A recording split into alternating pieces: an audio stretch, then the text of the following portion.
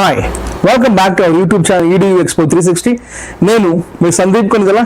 ఇటీవల మీకు రకరకాల కన్సల్టెన్సీ నుంచి రకరకాల కాన్సెప్ట్స్ మిమ్మల్ని కన్ఫ్యూజ్ చేస్తున్నారా? మీరు కన్ఫ్యూజ్ అవ్వద్దు. మీరు కన్ఫ్యూజ్ అవ్వకుండా వాళ్ళు అడగాల్సిన 4 క్వశ్చన్లు.